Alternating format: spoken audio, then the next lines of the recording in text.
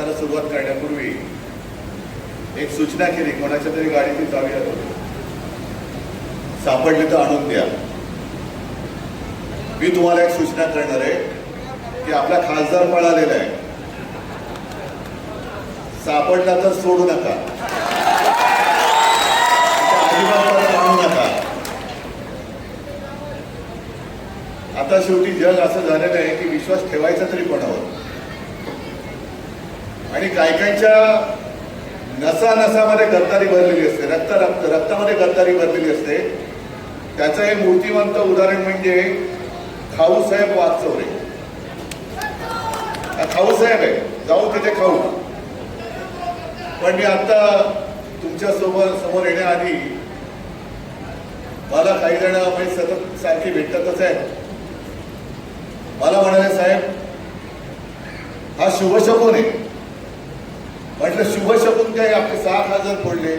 म्हणून नाही, तुमच्या लक्षात नाही आलं. म्हटलं काय झालं? या गद्दाराला पहिल्यांदा आपण 2009ला निवडून दिला होता, बरोबर ना? आणि 2014ला हा पळाला होता. हा पळाला आणि आपलं सरकार आलं.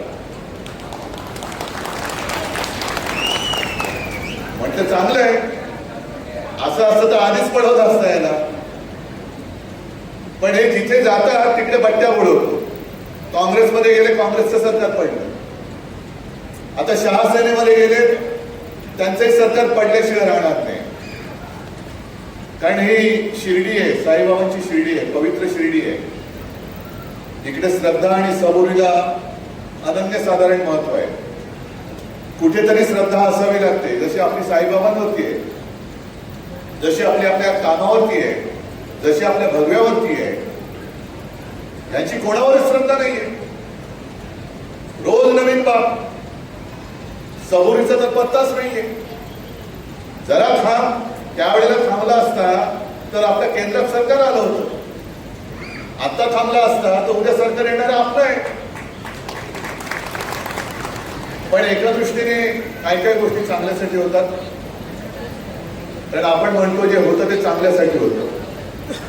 त्याच्यामुळे उद्या जे काही चांगले दिवस येणार आहेत त्यावेळेला हे असे भ्रष्ट विचाराचे गद्दार आपल्यासोबत राहता कामा नये. म्हणूनच त्यांना ही दुर्बुद्धी किंवा सुबुद्धी देवाने दिली असेल. मी मंदिरात जाऊन आल्यानंतर ते सुपारी किंग बसलेले आमचे मित्र गद्दार. कारण गद्दार यांच्या रक्तात भिडले की मगाशी बोलतो. पण या खाऊसाहेबाचं एक बरं आहे, प्रत्येक जण काय म्हणतोय की आम्ही उद्धव ठाकरेंबद्दल बोलणार नाही. तू बोलू काय शब्द, लोक जोड्याने मारतील. उद्धव ठाकरे म्हणजे देव माणूस आहे. अच्छा, मग आता तुम्ही सुद्धा सांगा. मी शिर्डीमध्ये बसलोय, आता जाऊन आलो साईबाबांच्या चरणी नतमस्तक होऊन आलो. मंदिरात गेल्यानंतर तुमचं लक्ष साईबाबांकडे असतं का नैवेद्याकडे असतं? तुम्ही साईबाबांच्या मंदिरात बाबांचे आशीर्वाद घ्यायला जाता का नैवेद्य खायला जाता? हा खाऊसाहेब आपल्याकडे आला होता, तो नैवेद्य खायला आला होता. उद्धव ठाकरे देव माणूस आहे, पण माझं लक्ष नैवेद्याकडे. कधी एकदा खातोय. आता जे काही मी तुम्हाला सांगतोय, काल मी धाराशिवला गेलो होतो, त्याच्या आधी सगळीकडे फिरून आलो. मला खरंच मनापासून लाज वाटते की लोक, पत्रकार मला विचारतात, हे तुम्ही आता टीका त्यांच्यावर करताय, ते तुम्ही तुमच्याकडे होते तेव्हा का नाही बोलता? एक गोष्ट प्रामाणिकपणे कबूल केली पाहिजे की चूक माझी आहे, पण मला या आधी गोष्टी कोणी सांगितल्या नव्हत्या.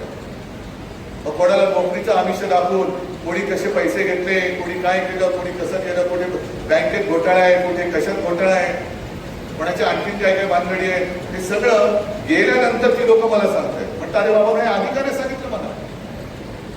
आपण